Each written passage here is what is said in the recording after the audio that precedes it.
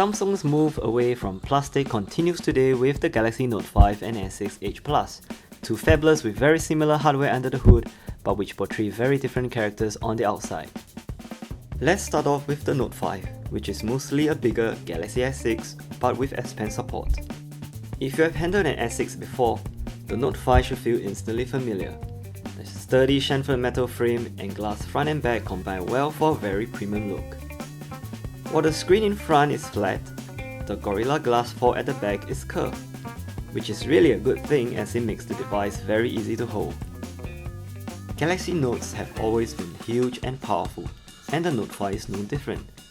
We have a 5.7-inch 2560 by 1440 screen that looks sharp and vibrant, an octa-core processor paired with 4GB of RAM and up to 64GB of internal storage. There's no 128GB storage option, which is kind of strange when you consider that the device doesn't come with a micro SD card slot. Software-wise, Samsung has gotten rid of most of the bloatware since the S6, and what we have today is a clean and snappy UI that leans ever closer to Google's Material Design. The cameras on the Note 5 are the same ones you have on the S6 models, which means a 16MP camera at the back and a 5MP one in front.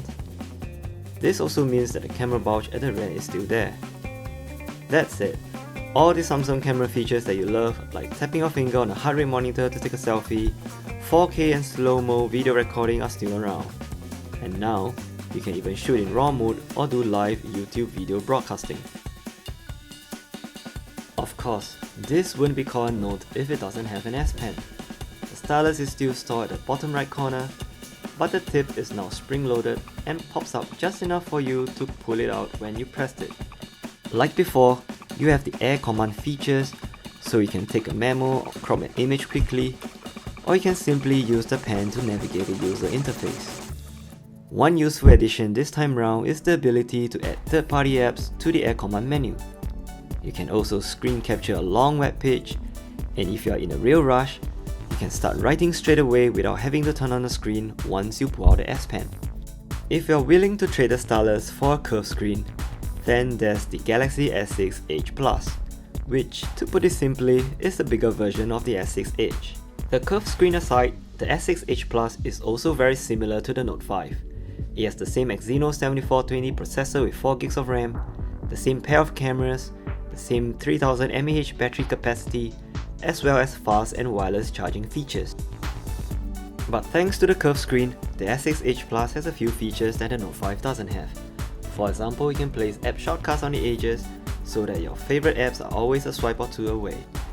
And via the People's Edge, you can now do things like poking or sharing emoticons with your contacts.